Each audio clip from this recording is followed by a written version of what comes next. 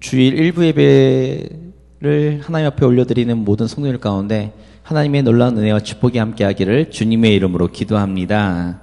우리 옆에 분과 함께 인사할까요? 주님의 이름으로 사랑하고 축복합니다. 함께 인사하겠습니다. 한 번 더 인사할까요? 아침이지만 좀 힘차게 함께 인사하겠습니다. 오직 성령 충만한 교회와 성도가 됩시다. 함께 인사하겠습니다. 네, 지금 절기상 대강절입니다. 그래서 12월 25일이 우리가 아기 예수가 이 땅에 오신 것을 기념하고 우리가 하나님 앞에 기쁨으로 올려드리는 성탄 예배, 그 전에 우리가 절기상으로 드리는 대강절입니다. 아기 예수께서 이 땅에 왜 오셨는가라고 생각을 하면 우리 많은 성도님들이 아마도 이런 대답을 하실 거예요. 우리를 죄에서 구원하시기 위해서입니다 라고 말씀하실 겁니다. 틀린 말이 아닙니다. 정답이죠. 그런데요, 오늘 본문의 말씀을 보면 그 이야기는 50점짜리 답입니다. 오늘 말씀을 잠시 살펴보면 1절 같이 읽겠습니다. 21절 같이 읽겠습니다. 아들을 낳으리니 이름을 예수라 하라. 이는 그가 자기 백성을 그들의 죄에서 구원할 자이심이라 하니라. 예수님의 이름. 사실 예수님의 이름은 특별한 이름은 아닙니다. 오늘날 우리나라에서, 요즘은 아니죠. 예전에 제가 다닐 때 항상 교과서에 등장하던 이름이 철수영이, 뭐 이런 흔한 이름입니다. 유대 사회에서 예수란 이름은요, 굉장히 흔한 이름입니다. 특별한 의미를 갖지 않습니다. 그 이유가 뭐냐면 사실 이 예수라는 이름은 그 구약 성경에 여호수아란 이름과 동일합니다. 여호수아란 이름의 뜻이 구원이에요. 구원자가 여호수아입니다. 그것이 의미가 예수로 바뀌어요. 예수아 이렇게.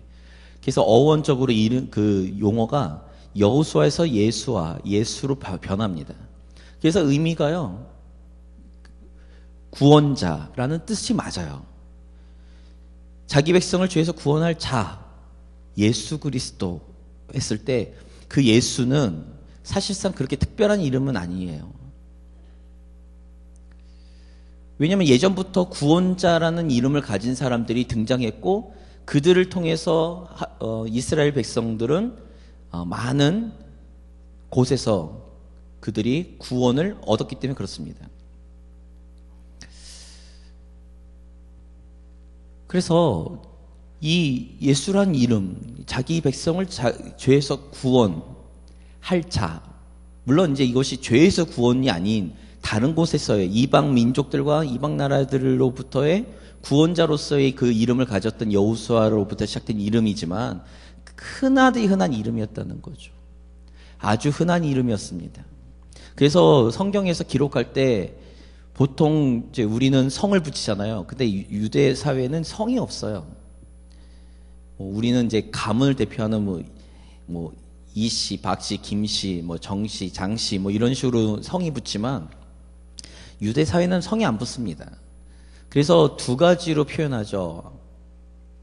구약에서는, 구약과 신약에서는 누구의 아들, 그리고 이름. 그래서 예수님의 이름 같은 경우는 이렇게 소개를 하는 거죠. 요셉의 아들 예수. 그리고 두 번째로 소개하는 이름이 있습니다. 누군가를 지칭할 때 지명을 이야기합니다. 그래서 예수님께서 사셨던 곳이 나사렛이니까 나사렛 예수. 그러니까 그렇게 흔한 이름이었어요. 여기에 큰 의미가 있는가 했을 때 의미가 있죠. 하나님께서 이 땅에 예수 그리스도를 보내셔서 예수를 통해서 우리가 죄에서 구원, 그리고 죄에서의 사함을 받고 하나님의 자녀가 되는 것.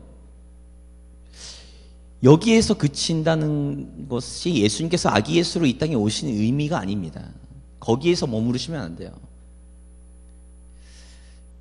그리고 지금 우리가 다 함께 앉아있는 이 교회, 그 성도님들도 다 지금 여기 100% 예수님을 온전하게 믿는 분만 계신 건 아니니까. 그러면 우리가 예수님을 구주로 영접하고 예수의 이름을 통해서 우리가 구원을 얻었다. 그러면 예수님께서 이 땅에 오신 목적이 달성됐으니까 우린 더 이상 그리고 예수님의 이름을 붙들 의미가 없어집니다. 어떻게 생각하시나요? 구원자로서 오신 예수님, 우리를 죄에서 구원시키시기 위해 이 땅에 오셔서 십자가를 지시고 부활하신 예수님의 이름, 그 목표만 있었다면 우리는 지금 이 자리에 앉아서 예수님의 이름에 대해서 우리가 거론할 필요가 없어요. 믿었다면 말이죠. 하나님의 자녀가 되었고 확신이 생겼다면 더 이상 우리는 그 예수의 이름에 목을 맬 필요가 없습니다. 그런데 거기에서 그치면 안 되시는 게 오늘의 이야기예요. 예수님의 진짜 이름이 있습니다. 성경에 예언된 예수님만 지칭할 수 있는 이름, 그 이름이 바로 이 다음이죠. 23절 말씀 같이 읽겠습니다. 보라, 처녀가 잉태하여 아들을 낳을 것이요 그의 이름은 임마누이라 하리라 하셨으니 이를 번역한즉 하나님이 우리와 함께 계시다 함이라. 이 이야기는 이사야 7장 14절에 이사야가 예언한 말씀입니다. 그러니까 예수라는 이름, 자기 백성을 구원할 자라는 이름은 사실상 예전부터 유대 사회에 끊임없이 통용되던 이름입니다. 그것이 그냥 자기 민족을 구원하는, 그리고 가나안 정복을 이루는 뭐 그런 여러 가지 이방 민족으로부터 자기 백성을 보호하는 그런 사람을 지칭하고 그런 사람이 되기를 원하는 부모들의 마음에 의해서 지어진 인간적인 이름이라면, 예수님께서 이 땅에 오신 진짜 목적과 진짜 이유는 바로 이사야 7장 14절에 이사야가 예언했던 이 이야기, 보라, 처녀가 잉태하여 아들을 낳을 것이요 그 이름을 임마누엘이라 하리라. 임마누엘이 예수님의 진짜 이름입니다. 우리 성도님들 어떠실까요? 우리는 사실 교회를 다니면서 예수님께서 아기 예수로 이 땅에 오신 이유에 대해서는 앞부분만 우리가 굉장히 강조합니다. 근데 앞부분만 강조하시면 안 돼요. 예수님께서 이 땅에 오신 이유는 우리를 죄에서 구원시키시기 위한 구원자로 오시기도 하셨지만, 하나님, 저 천상의 보좌에 앉아 계셔야 될 그 하나님께서 인간의 몸을 입고 이 땅에 오신 진짜 이유는 우리와 함께 하시기 위해서라는 사실이죠. 우리는 근데 그 사실을 너무 간과하고 있어요. 우리 성도님들 복 좋아하시죠? 복 받아라. 얼마나 좋습니까? 정말 복은 좋아요. 그러니까 우리나라처럼 복을 좋아하는 민족도 없습니다. 그래서 항상 이야기할 때 복 받으세요. 새해 복 많이 받으세요. 이게 기본적인 인사죠. 그리고 지금은 덜 하시지만 제 할머니 세대까지만 해도 베개부터 복자를 쓰고 이불에도 복자를 쓰고 얼마나 복을 좋아하는지 모릅니다. 복 받는 거 좋죠. 성경에서도 복에 대한 이야기가 많이 나옵니다. 하나님께서 축복하시고 하나님께서 복을 약속하셨어요. 근데 우리가 생각하는 복과 하나님께서 성경에서 말씀하고 있는 복이 전혀 달라요.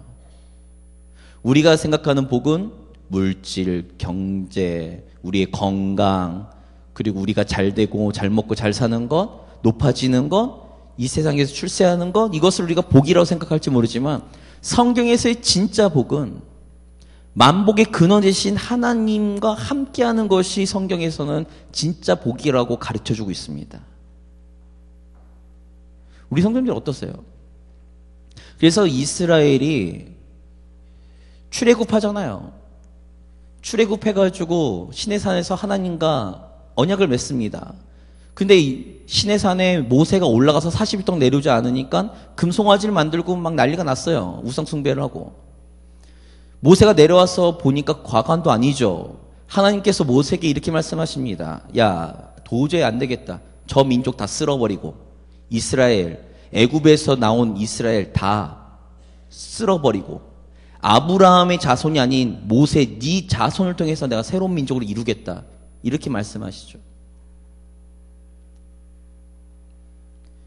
그랬더니 모세가 이렇게 기도합니다. 하나님, 그러시면 안 되죠. 하나님은 정말 신실하신데, 하나님은 정말 선하신데, 다른 이방 민족들이 이스라엘을 지금 이 광야에서 다 죽여버리면 하나님은 거짓말쟁이가 되는 거 아닙니까? 가나안 땅, 축복의 땅으로 데리고 가겠다고 그 애굽에서 끌어내셔가지고 강에서 죽여버리시면 하나님의 이름이 높아지지 않습니다. 하나님이 오히려 영광을 받지 못하시죠. 그러니 하나님, 제발 뜻을 돌려주십시오 라고 기도해요. 그때 하나님께서 그 기도에 응답하셔서 이렇게 얘기합니다. 그래, 그러면 내가 너희에게 너희 조상으로부터 내가 약속한 땅인 가나안 땅에 내가 보내주마.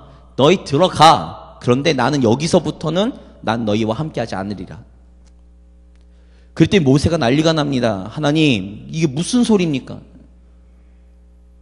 하나님이 같이 안 가시면 우리가 무슨 복이라고요?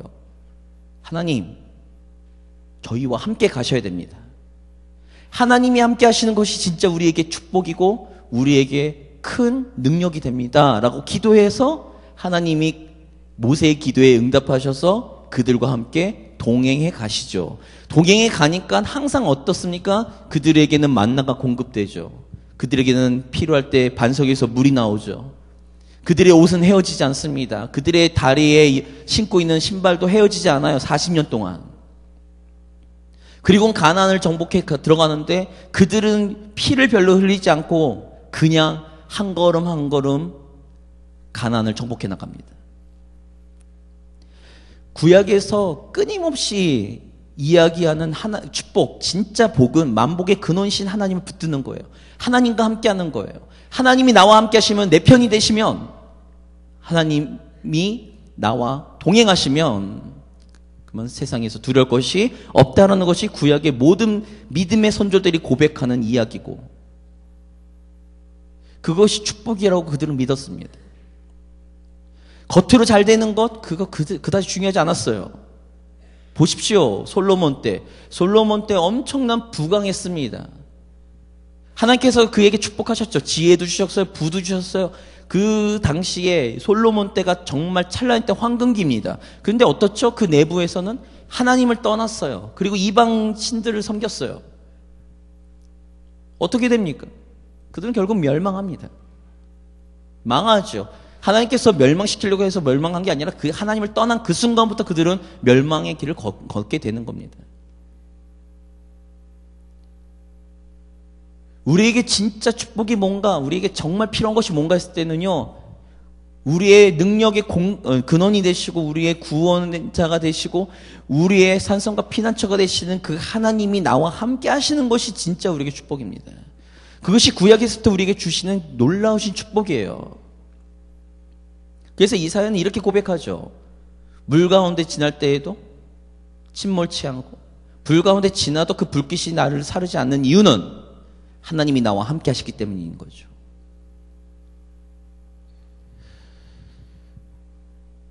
우리가 정말로 예수님이 우리의 구원자로만 이 땅에 오셨다고 하면 이스라엘과 구약의 출애굽기 나타나 있는 이스라엘과 별반 다르지 않습니다. 구원을 얻었으면 끝난 건가요? 그거 진짜 축복이라고 생각하십니까? 아닙니다. 하나님, 예수님이 우리와 함께 하시는 것. 근데 구약에서는요, 그 영이신 하나님이 이 땅에 내려오실 때 때로는 천둥 가운데, 때로는 번개 가운데, 때로는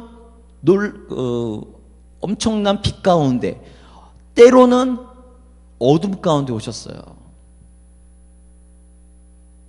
하나님의 그 현현을 보는 모든 이스라엘들은 두려워 떨었습니다. 사람들은 두려워 떨었죠. 왜냐하면 그 창조주이신, 자연을 압도하는 그 창조주이신 하나님을 바라볼 때 모든 사람들은 그 앞에 무릎 꿇고 두려움에 떨 수밖에 없습니다. 그 두려움 가운데 떠는 인간과의 교제 이루어지지 않습니다. 그러니 오죽하면 시내산에 하나님이 임재하시고 하나님께 나타나시니까 이스라엘이 이렇게 얘기합니다. 모세에게.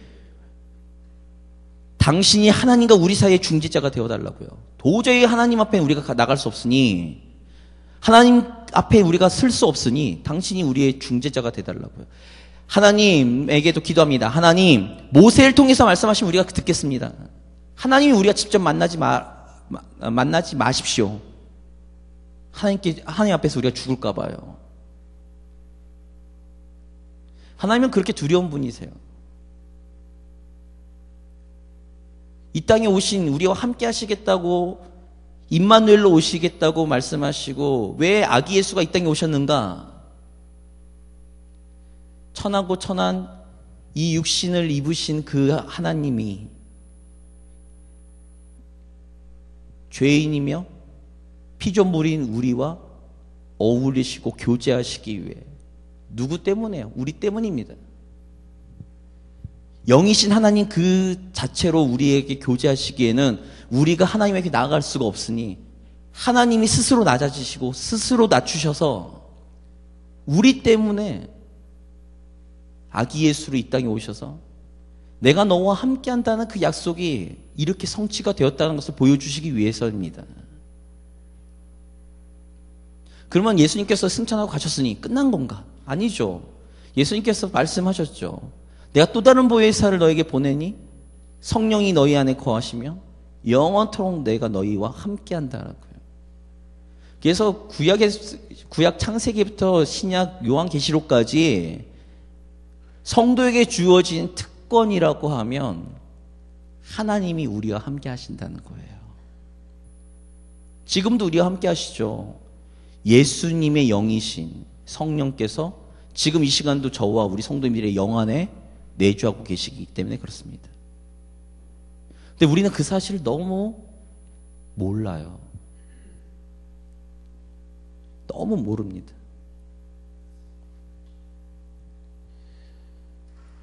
하나님이 우리와 함께 하시기 위해 이 땅에 오셨고, 하나님이 우리와 교제하시기 위해 예수 그리스도로 이 땅에 오셨는데, 우리는 그런 사실을 망각하고 잊어버린 채 우리는 구원자이신 예수 그리스도에게만 집중해서 우리는 구원을 받으면 끝나는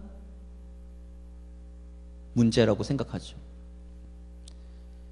하나님이 우리와 함께 하시는 임마누엘로 오신 예수님, 그러니 우리는 하나님 앞에 가는 그 순간까지 우리는 누구의 이름만을 의지해야 되냐면 예수 그리스도의 이름만을 의지해야 됩니다.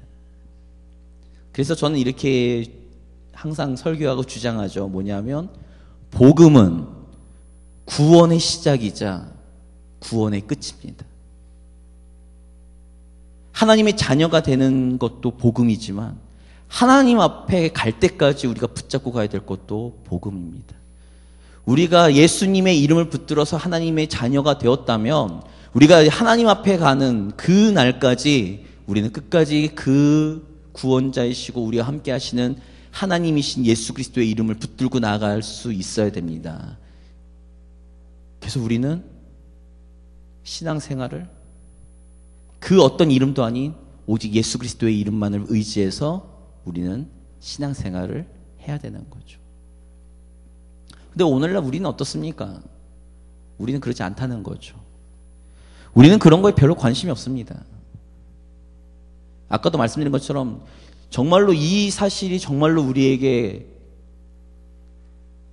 깨달아지고 우리가 정말로 그것을 알아간다면 우리는 지금 이 순간 한순간 한순간 살아가는 이조차도 우리의 삶의 이유가 되신 예수님이라고 고백할 수밖에 없다는 거죠.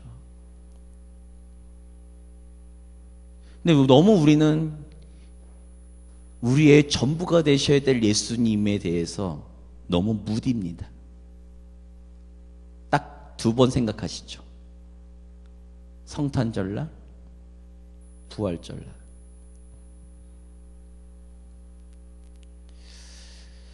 우리 성도님들은 어떠십니까?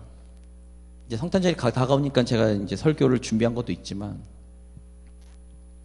저는 개인적으로 제 스스로를 돌아볼 때, 저는 어릴 때, 교회, 집, 학교밖에 몰랐습니다. 그래서 저는 한 가지 자신하고 있었던 게 있었어요. 뭐냐면 제가 신학교를 가고 전도사 사역을 19살 때부터 시작할 때도 자신을 가지고 있었던 게 뭐냐면 나는 하나님께서 싫어하시는 일은 안 할 수 있어 라는 게 제 자신이었습니다. 적어도 교육자로서 목회자로서 내가 실수하지 않을 부분들은 내가 실수하지 않을 수 있다. 누구 때문? 어떤 힘으로요? 내 스스로의 힘으로요. 왜 나는 교회, 신앙생활, 모든 예배 너무 익숙했거든요. 그래서 저는 그런 자신감이 있었습니다. 근데 아무리 봐도 요즘 들어서 연륜이 돼서 아무리 내 자신을 돌아봐도 내 안에 선한 것이 없습니다. 내가 유익이 되면 움직이고 내가 유익이 되지 않으면 움직이지 않는 거죠. 내가 하나님의 일을 한다고 하는데 이 이면에는 내 자신의 욕심이 자리 잡고 있는 거죠. 우리 성도님 어떠세요? 우리는 정말로 하나님 앞에 나아갈 수 있는 온전한 사람들입니까? 우리는 정말로 예수님 없이 우리는 한번 구원받았으니 우리는 더 이상 예수님 없이 우리는 더 이제 하나님 앞에 당당하게 나설 수 있는 사람들입니까? 아마 오늘 아침에도 실패하시고 실수하신 경험들이 있으실 텐데요. 정말로 예수 그리스도의 형상을 닮아 우리가 우리 스스로 온전한 사람이 되어서 하나님 앞에 나아갈 수 있는 사람들일까? 그러지 못한다면 우린 죽는 그날까지 오직 예수님만 의지해서 나가야 될 줄 믿으시기 바랍니다. 그러니 바울은 이렇게 고백하죠. 나로 나된 것은 하나님의 은혜고요. 내가 자랑할 것은 오직 예수의 이름밖에 없다고요. 그 외의 것들은 다 배설물을 여길 수밖에 없다고요. 왜냐하면 하나님 앞에 나아갈 수 있는 유일한 근거는 예수님밖에 없기 때문에 그렇습니다. 예수님의 보혈, 예수 그리스도의 십자가를 통과하지 않고서는 하나님께 나아갈 수 없으니까요. 근데 오늘날 우리 성도님들과 한국교회는 예수님의 이름을 천국에 가는 티켓 정도로만 생각하십니다. 예수의 이름 앞에 우리가 무릎 꿇고 우리의 삶의 전부가 예수님을 통한 예수님 안에서 우리가 이루어져야 되는데도 불구하고 우리는 예수님의 이름을 어느 순간 천국에 가는 티켓으로만 생각하고 그리고는 티켓팅이 끝나면 그냥 버려버리는, 더 이상 그것을 우리가 의지하지 않는, 그러니 오늘날 이단들이 난리가 나죠. 성도들은 더 이상 그것의 의미를 못 찾고 있는데, 예수님의 이름에 대해서 의미를 못 찾고 있는데 이단들이 난리치면 새로운 것을 접했으니 얼마나 신선합니까? 얼마나 신선한지 모르죠. 그러니 이단들이 기승을 부립니다.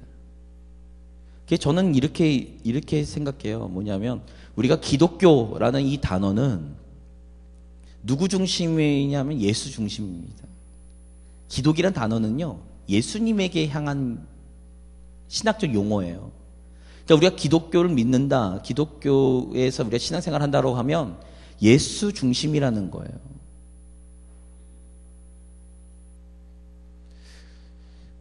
그래서 저는 그렇게 생각해요. 뭐냐면 정말로 예수님 앞에 예수님의 이름만이 구원의 길이고 구원자이시고 내가 평생 붙들어야 될 이름이라고 믿는다면 그 어떤 이단들의 사탕발림의 유혹에도 넘어가지 않으리라 믿습니다.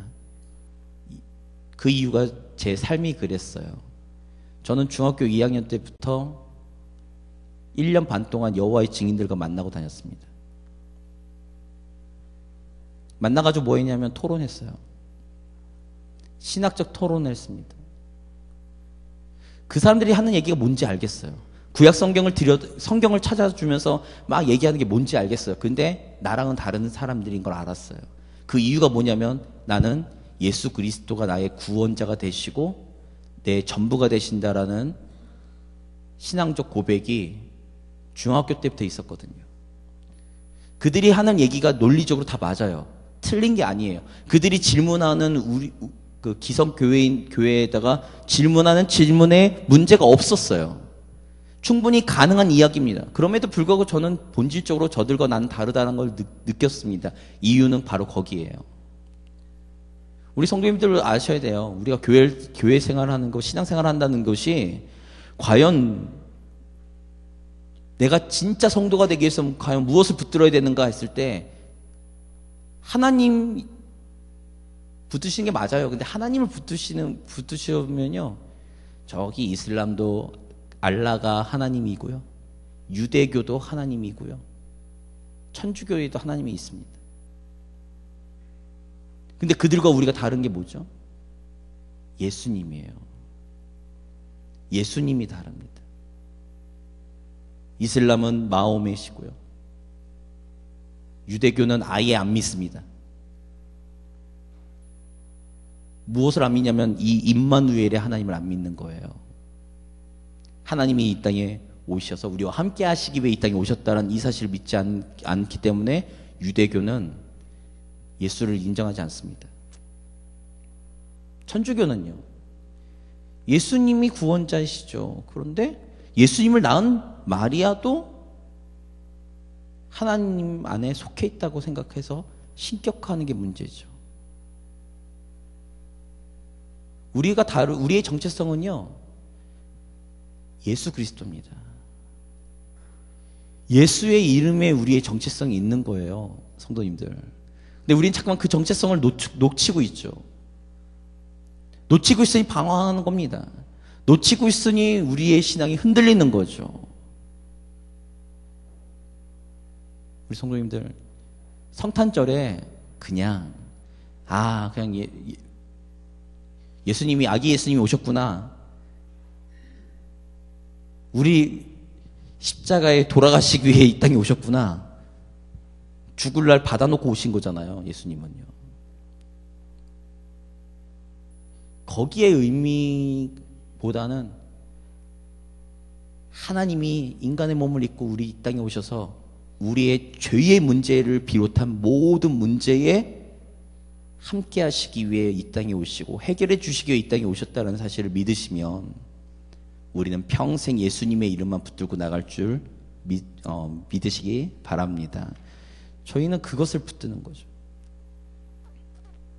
그 임마누엘의 하나님이니 지금 나와 언제나 함께 항상 영원토록 계시는, 그것을 성취해 주시고 보여주시기 위해 이 땅에 오신 그 하나님, 그 예수 그리스도, 그분의 이름을 언제나 붙들고 언제나 그분의 이름만을 의지하셔서요, 어떤 삶의 무게 가운데서도 어떤 환경 속에서도 희망과 소망을 잃어버리지 마시고 우리의 유일한 희망이시자 소망이신 예수님만을 바라보시고 오늘도 한 걸음 한 걸음 믿음으로 승리해 나가시는 일신교회 성도가 되시기를 주님의 이름으로 기도드립니다. 같이 기도하겠습니다.